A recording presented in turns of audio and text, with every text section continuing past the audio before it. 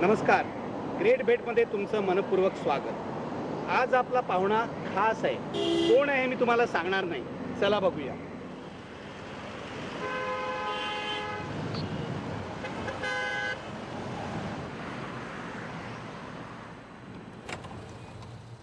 Hello भरत. नमस्कार. नमस्कार नमस्कार. आपल्या सोबत आहे आपल्यासोबत कोण आहे तुम्हाला कळलेलंच आहे. मला काही ओळख करून द्यायची गरज नाही. मराठीतला सगळ्यात मोठा आजचा सुपरस्टार. पण मी त्याला सुपरस्टार म्हणत नाहीये, मी त्याला म्हणणार आहे सुपरस्टार माणूस. कारण भरत जरी सुपरस्टार झाला तरी त्याच्यातला माणूस जिवंत आहे आणि सगळेजण त्याच्यातल्या या माणसाचं कौतुक करतात. मी आज प्रयत्न करणार आहे हा माणूस शोधण्याचा. भरत, मी तुला मनापासून सांगतो, तुझ्याविषयी जो जिव्हाळा माझ्या मनात आहे किंवा जे कौतुक आहे, लालबाग परळसारख्या कामगार भागामध्ये जन्माला येऊन आज इतका मोठा सुपरस्टार होणं आणि पुन्हा या टॅक्सीत बसणं, हा जो तुझा साधेपणा आहे ना, म्हणजे हॅट्स ऑफ टू यू. असं खूप कमी माणसं असतात. आणि मला तुला एवढंच सांगायचं आहे, मी का तुला टॅक्सीत भेटायचा आग्रह धरला याचं कारण या टॅक्सीचं तुझ्या आयुष्यामध्ये खूप महत्त्वाचं स्थान आहे. ही टॅक्सी काढली तर तुझं आयुष्य सुरू होऊ शकत नाही. मला इथपासूनच आपल्या बोलण्याला सुरुवात करायची आणि तुला थेट बालपणात घेऊन जायचं आहे.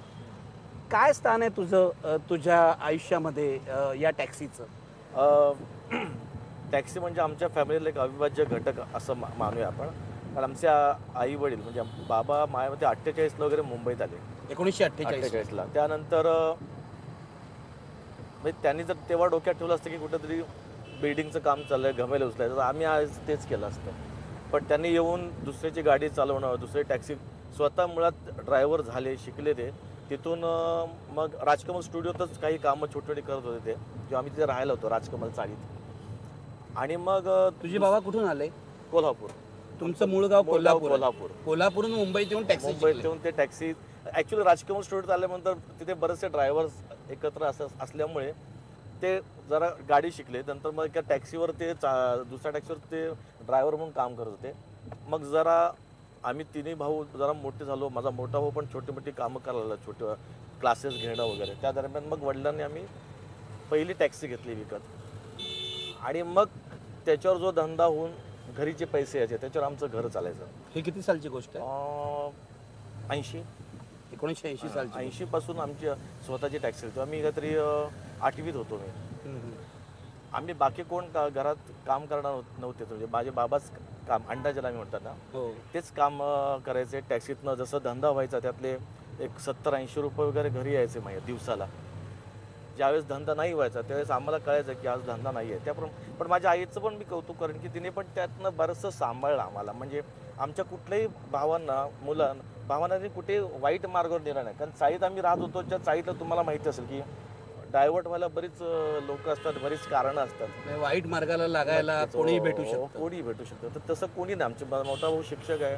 2 नंबर भाऊ आता तो स्वतः वास्तुशास्त्र, तो आधी राजू टेलर म्हणून टेलरचं काम करायचा तो. आता तो स्वतः वास्तू वगैरे पाहतो. 3 नंबर मी. आम्हाला सुसंस्कृत केलं या टॅक्सीने तुम्हाला सुसंस्कृत केलं. मला तुला विचारायचं आहे, मला तुझ्या डोळ्यात अश्रू दिसतात.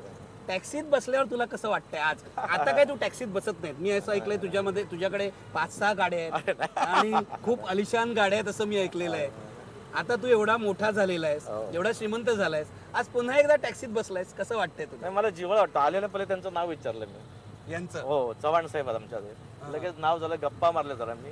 कारण मुळात आपल्यावर संस्कार असे झालेत की आपण, मला नाही वाटत की आपण फार हवेत उडायला हवं किंवा समोरच्याला आपण निग्लेक्ट करायला हवं, असं काही नाही. उलट मला कधी सांगायला तर तुम्ही टॅक्सीने आरामात फिरू शकतो, जाऊ शकतो, येऊ शकतो. मी मधल्या वेळेस माझा ड्रायव्हर नसायचा किंवा मला अतिशय अर्जंटली पोहोचायचं असेल तर टॅक्सीत थांबून टॅक्सीने प्रवास करतोच मी.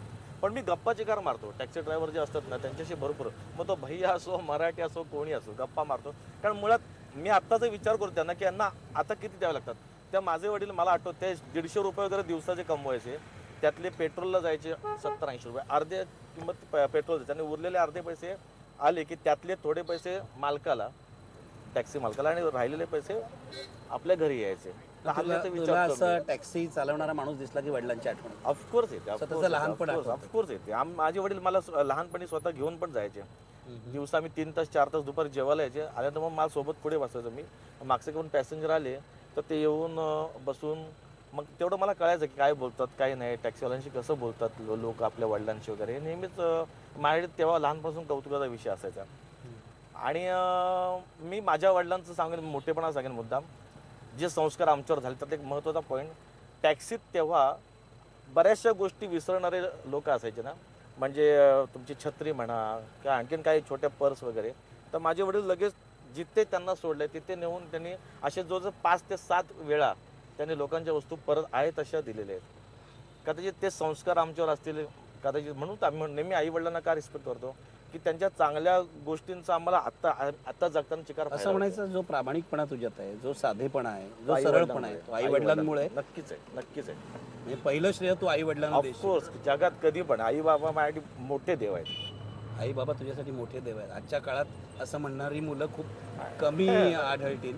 मला तुला विचारायचं आहे, जी वडिलांची टॅक्सी होती, मी असं ऐकलं की नाटकात काम करायला जेव्हा लागलास तेव्हाही तू टॅक्सी ठेवून दिली होतीस, हो कारण नाटकाचा काही भरोसा नाही. हो काय स्टोरी आहे ती?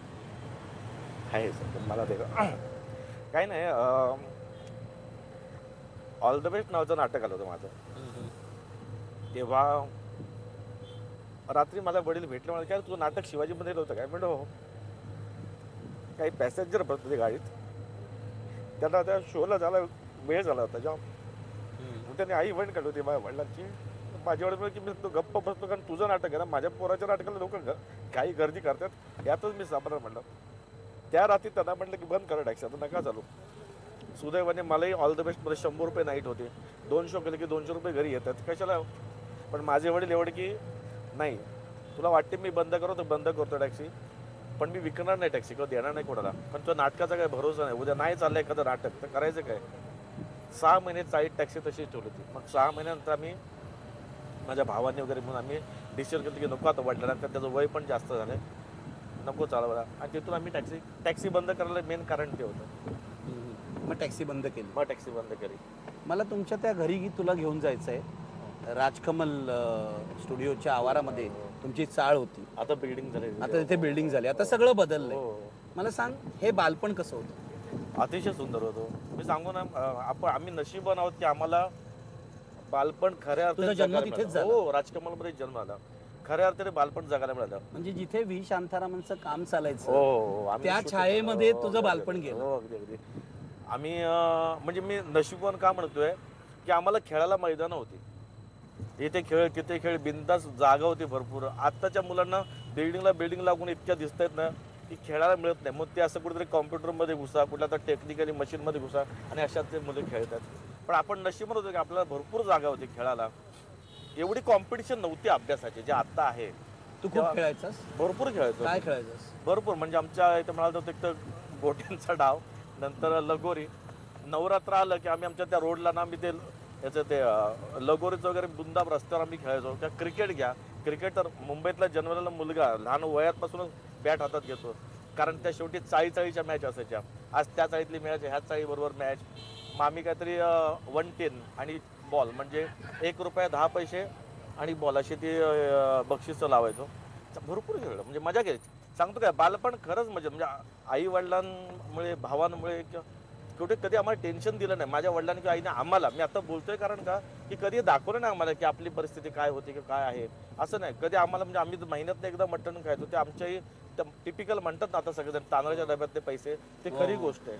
आई बरोबर ती त्यातली वाचून पैसे ठेवायचे, आणि एखादा रविवार आला की मग घरी मटण. पण म्हणजे गरिबीचा चटका तुम्हाला नाही बसू दिला? कधी दिला नाही, कधीच नाही. त्यामुळे मी काय त्याची सिंपती घेत नाही की आपण गरीबाचे भरपूर चटके बसले, सिंपती बिलकुल घेत नाही.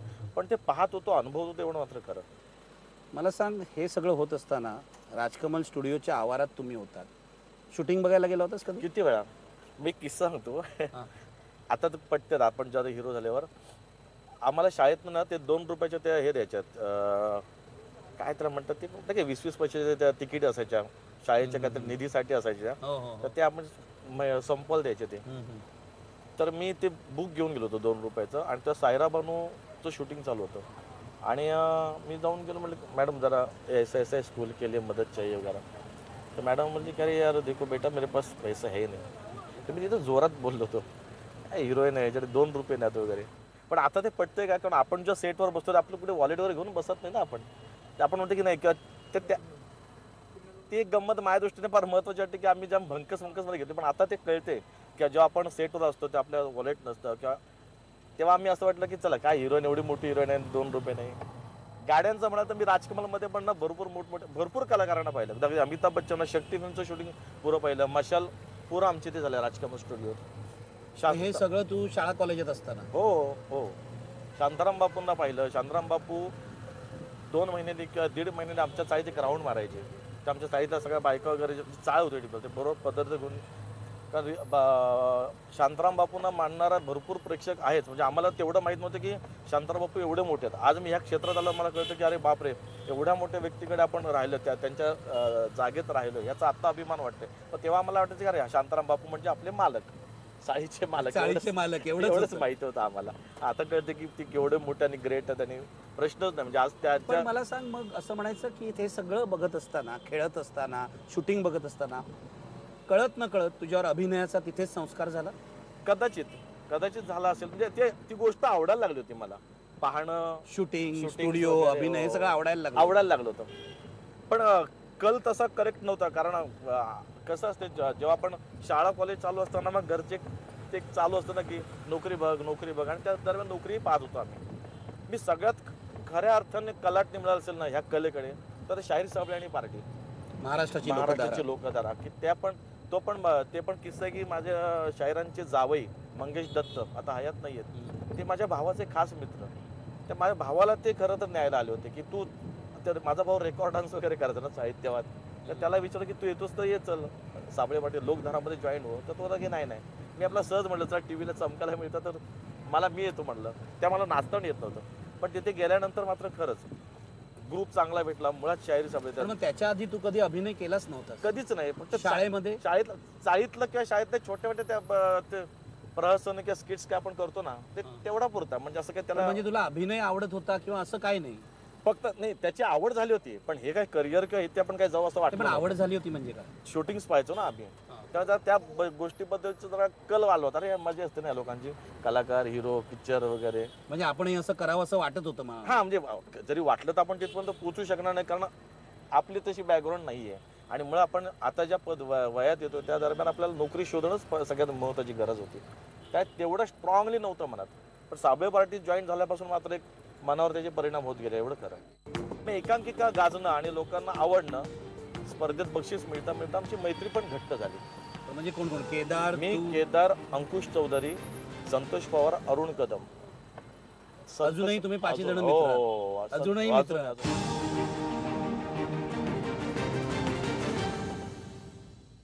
कोणत्या नटांचा संस्कार तुझ्यावर झाला होता? म्हणजे कोणाला बघितलं होतंस तू? म्हणा वी शांतारामला बघितलं, सायरा बानू, अमिताभला बघितलं, पण हा नट आहे की ज्याचा प्रभाव माझ्यावर पडलाय, मग तो हिंदी असेल, इंग्लिश असेल, कोण नट होता? एक तर सगळ्यात महत्त्वाचे शाहीर साबळे. शाहीर साबळे. प्रचंड प्रभावित झालो त्यांना पाहून. त्यांची पण स्टोरी जेव्हा ऐकली ना की ते पण पसरणीसारख्या छोट्या गावातून आज महाराष्ट्र शाहीर एवढ्या मोठ्या पदाला जाऊन पोहोचणं, ते पण अगदी गरीब घरातून आलेत. तो एक प्रभाव प्रचंड झाला मनावर. आणि मुळात शाहीर साबळे का ग्रेट आहे हे जेव्हा त्यांच्या कार्यक्रमात भाग घेताना जेव्हा बघितलं तेव्हा म्हटलं अरे, कारण ते स्वतः शो सुरू होण्याआधी रंगमंचावर जे आपण हे लावतो ना कर्टन्स वगैरे, ते स्वतः दोरी घेऊन चढायचे वगैरे. बापरे, एवढी मोठी व्यक्ती आणि स्वतः, कारण ते कोणाची वाट बघत नसते. त्यांना कार्यक्रम टाइमात सुरू करायचा आहे, चला मागचं कर्टन आहे, मधले 2 विंगा, हे स्वतः घोडा आमची बाकीचे लोक धरून स्वतः शायरी चढायचे वगैरे. तर हे आपलं मोठी व्यक्ती असूनही. मला सांग, शाहीर साबळेंकडून काय शिकलास? सगळ्यात महत्त्वाचं टायमिंग विनोदाचा. नंबर 2 घरातले संस्कार. जसं शाहीर साबळेंना मी बाबाच म्हणतो, तर आपले पण असेच बाबा की आपले पण असेच आजोबा, जे मी आजोबांना कधी पाहिलंच नाही, तर ते समोर बघत बघा. कारण केदार शिंदेचे ते आजोबा, केदार माझा मित्र, केदार पण आजोबांशी ज्या पद्धतीने बोलायचात तर त्याचा हेवा आम्हालाही वाटायचा. अरे आमचे तर आजोबा आम्ही पाहिले नाहीत, पण एवढी मोठी व्यक्ती आहे आजोबासारखी आपल्यासमोर, तर त्यांचे आशीर्वाद फार मोठे आहेत. आणि मग त्यांच्यात कार्यक्रमामध्ये भाग घेताना ते नेहमी आम्हाला गाईड करते. तर थोडक्यात साधं उदाहरण देऊ का, की त्यात आम्ही भारूड आणि गणगवळण जे पूर्वी राजा मयेकर आणि शाहीर साबळे करायचे, तर ते लोकधाराच्या कार्यक्रमात वगैरे आम्हाला करायला मिळेल का. एकदा आम्ही त्यांना रिक्वेस्ट केली होती, मी आणि केदारने, की ते भारूड आम्ही करू का एकदा. तर हरकत नाही, पण तुम्हाला माहिती आहे का पाठ आहे का व्यवस्थित. म्हणजे हो, बघून बघून झालंय पाठ, मग एकदा करा. मग ते विंगेत चालू शोमध्ये विंगेत बसून त्यांनी पूर्ण भारूड पाहिलं होता आणि त्यांनी जी काही शाबासकी दिली आपल्याला, त्यांचंच काम आम्ही मला सांग, काय केलं होतं तुम्ही? भारूड होतं, हे होतं, दादला नको ग बाई.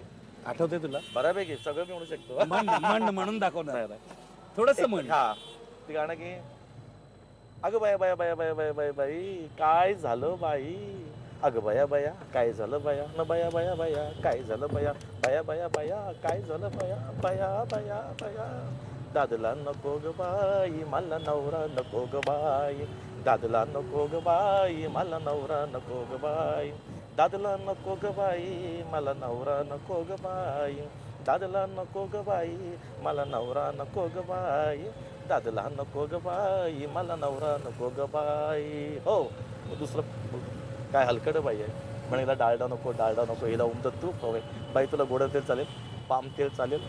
अहो तर हो, ते घाला तुमच्या कानात. अहो मी दादला म्हणजे डाळडा नको, दादला म्हणजे मला नवरा नको. अच्छा तुला नवरा नको, मग मी आहे ना, नाही तुझी अडीअडचणी विचारपूस करायला मी आहे. म्हटलं नाही मग काम करा, तुमचा चान्स चुकला, कारण तुमच्या मागे 7-8 जण केव्हापासून लाईन लावून उभे आहेत. ठीक आहे, मग मी त्यांच्याकडे जातो, त्यांच्या मुलाबाळांची अडीअडचणी विचारपूस करत जातो. एवढं तुम्हाला जनतेचा कळवळा का हो, काय करणार बाई. मी आमच्या विभागातला सोशल वर्कर आहे. सोशल वर्कर, हां, मी आमच्या विभागातला सोशल वर्कर आहे. अहो सोशल वर्कर म्हणजे नेमकं काय हो, मला जेवढं सोचतं तेवढं मी वर्क करतो. हे सगळं शाहीर साबळेंनी विंगेत बसून पाहिलं पूर्ण पाहिलं आणि कौतुक केलं तुमचं. आणि तिथून मग आम्हाला त्यांनी प्रत्येक शोला भारूड करायला चान्स दिला. म्हणजे तिथून तुझी कला बऱ्यापैकी टायमिंग सेन्स ज्याला पण मला सांग, तू केदार शिंदेचा उल्लेख केलास. केदार आज मराठीतला मोठा दिग्दर्शक आहे. तिथेच तुला अंकुश चौधरी भेटला. तिथे आणखी कोण कोण भेटलं? म्हणजे तुमचं हे संतोष पवार भेटला. संतोष पवार सुद्धा आज रंगभूमीवर मोठा प्रस्थापित झालेला आहे. तर हे सगळे आजचे जे तुम्ही स्टार आहात महाराष्ट्राची लोकधारामध्ये, म्हणजे आपण असं म्हणूया महाराष्ट्राची लोकधारा ही तुमची बालवाडी होती. नक्कीच. कारण त्या आधी ना शाहिरांच्या कार्यक्रमात आम्ही आणि आधी लक्ष्मीकांत बेर्डे पासून सगळ्या कलाकारांनी कामं केली आहेत. प्रदीप पटवर्धन 800 खिडक्या 910 जे गाणं गाजलं होतं शाहिरांचं, लोकधाराचं, सगळी गँग जी लक्ष्या मामाची टुरटूची जी मेन गँग आहे ना, बऱ्यापैकी प्रशांत दामलेंपासून सगळे शाहिरांकडनं काम करून गेलेत. त्यामुळे त्यांच्यात आम्ही काम करतो आणि आम्हाला ते अनुभव करा, म्हणजे मग तुमच्या म्हणण्याप्रमाणे ते खऱ्या अर्थाने बालवाडी की जिथे खऱ्या संस्कार झाले त्या गोष्टी. पण मग दोस्ती कशी जमली? केदार हा शाहिरांचा नातू, तोही कार्यक्रमाला असायचा. मग आम्ही ते स्किट्स करता करता खुल्या एकांकिका स्पर्धा पाहत होतो आम्ही. आणि आम्हाला असं वाटलं की आपण थोडंसं नाटकाकडे पण वळूया का, इन द सेन्स एकांकिकाकडे वळूया का. मग आम्ही खुल्या एकांकिकामध्ये शाहिरांचंच एक आम्ही प्रहसन, बापाचा बाप नावाचं, जे आम्ही त्याला एकांकिकेत केदारने ॲडजस्ट केलं की ते कधी 2-2.5 तासाचं आहे. ते त्यांनी बरोबर पाऊण तासात त्याच्या महत्त्वाच्या गोष्टी आणून त्यांनी केलं आणि आम्ही ती एकांकिका आमची गाजली देखील. मग केदारने आभास केला. मग एकांकिका गाजणं आणि लोकांना आवडणं, स्पर्धेत बक्षीस मिळता आमची मैत्री पण घट्ट झाली. म्हणजे कोण कोण? केदार, मी, केदार, अंकुश चौधरी, संतोष पवार, अरुण कदम. अजूनही तुम्ही 5 जण मित्र. अजूनही मित्र. संतोष पवार नेपथ्य करायचं आमच्या एकांकिका स्पर्धेला. अच्छा. हो. त्यामुळे एक म्हणजे खऱ्या अर्थाने जडणघडण असेल किंवा खरा मनापासून जो आशीर्वाद असेल ह्या कलेक्षेत्रात आल्यानंतरचा, तो म्हणजे शाहिरी साबळे. आणि त्यांना कधीच विसरून चालणार नाही. मी तर कधी मी शाहिरी साबळे प्लस शाहिरी साबळेंचं पूर्ण कुटुंब, ज्यांनी मुलासारखं प्रेम केलं, आजही करतात.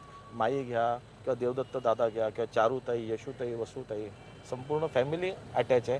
आणि तेव्हापासून ते पाहतात आजपर्यंत. आजही त्यांना भेटलो तर मी पहिला वागतोच, मी नमस्कार करतो. म्हणजे रंगमंचावर कसं काम करायचं आणि रंगमंचाच्या पाठी कसं काम करायचं दोन्ही कळलं. आणि जो मुळात सुखात्मे आहे तो माझ्या आकलाना पलीकडचंच होतं, कारण मला त्याची लाईनच मिळत नव्हती. मग अंकुश आणि केदार. अंकुश आमच्या प्रत्येक प्रोजेक्टला अंकुश चौधरी याचा नेहमी मोठा वाटा असतो. मग भले म्हणजे तो त्याच्यात काम करो किंवा न करो. हां.